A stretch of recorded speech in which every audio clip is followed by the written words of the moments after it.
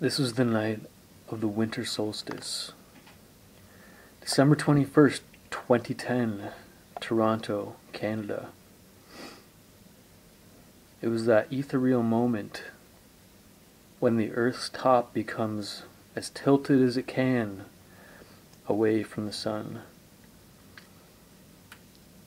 That special moment that shows us why seasons change. The moment that the planet begins its long inward swing towards the beckoning rebirth that only the sun's golden rays can provide. It's no wonder that these undeniable universal truths are not taught to us in our childhood schools.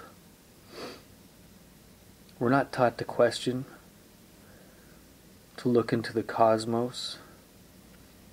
No, not us mugs. We're taught to be workers and scientists, advancing the hive, making honey for the queen bee. We're taught to keep our eyes focused on that carrot, dangling on its proverbial string.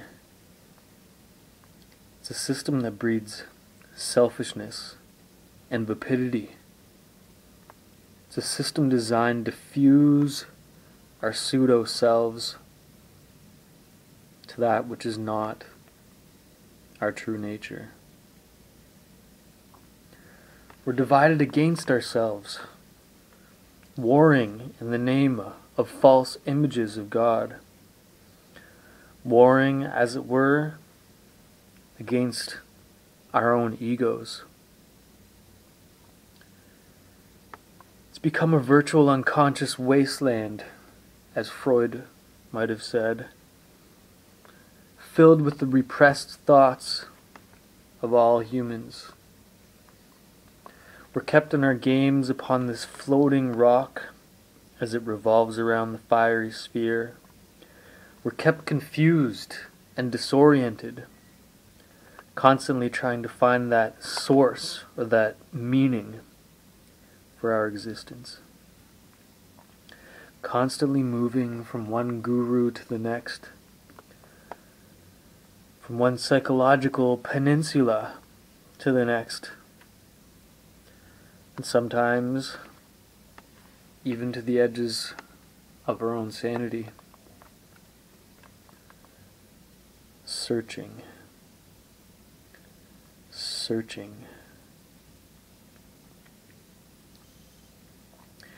They will have countless images of great kings in the sky, father figures who must be obeyed, shrieking Shivas with severed heads in their hand, ready to put you and your character right where it belongs. Our religions, controlled and manipulated by the same groups who steal 50% of our money to fight wars on behalf of these same religions.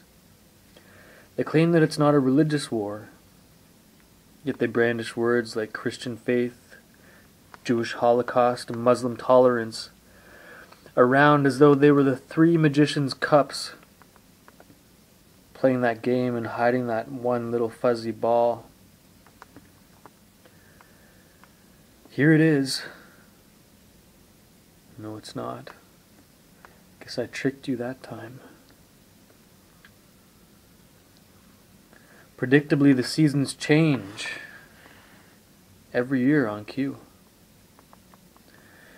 Yet the controlling force of atenism remains perpetually hidden beneath the cup.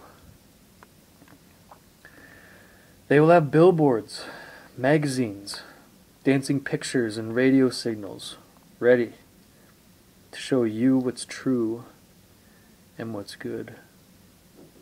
They'll have medics and medias to tell you what to worry about and then precisely how to fix it. They will have the perfect formulas for your happiness. As long as you play along, as long as you play along in the game, you'll be fine.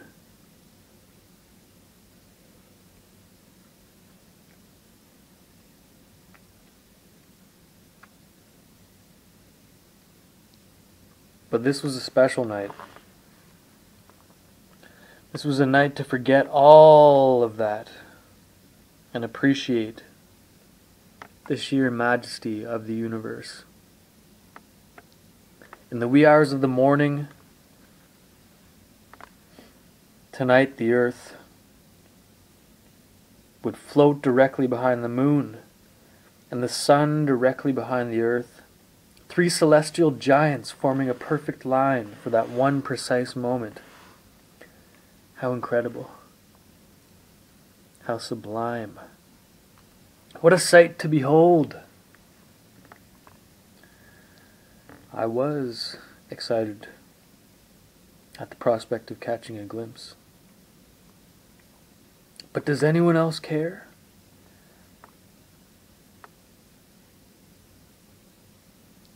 People are too busy Christmas shopping.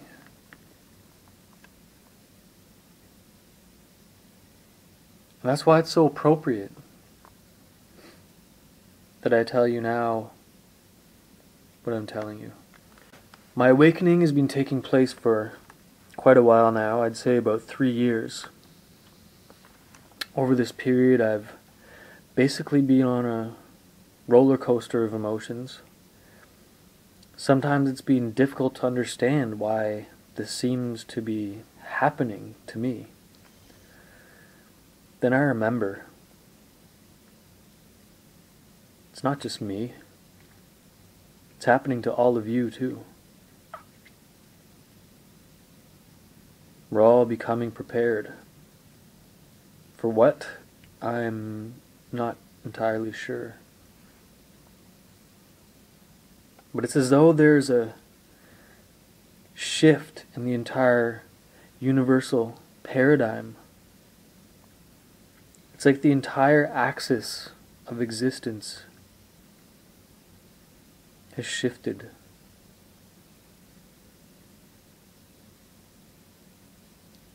I haven't asked to be in this boat. I know that you haven't either. But I can't see it unfolding any other way. I've been fighting demons my whole life, basically. The problem was that I never knew that that was the case. I can postulate whether these are demons or aliens or reptilians, whatever you want to call them, it really doesn't matter. The point is, be aware that you are truly being targeted. At least then you can begin to actually address it. And don't get confused when I use the word targeted, because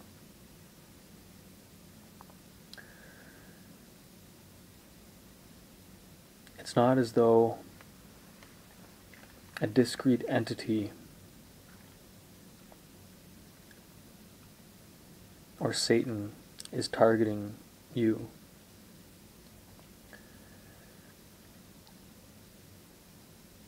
You've just got to roll with the punches. But it does bring to mind the fact that regardless of whether or not you believe there is nothing but the self, a demon is still a demon. An alien is still an alien. It doesn't matter if it's just inside your head or outside. It's an ignorant statement. You are the only one who ultimately deals with it. I mean, some could say that you choose to be angry or be sad, that you're a prisoner to your emotions. Well, then how is the legitimacy of extra-dimensional entities any different?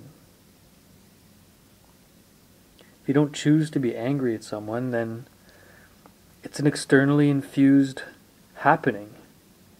Some stimulus entered from without and produced a happening within.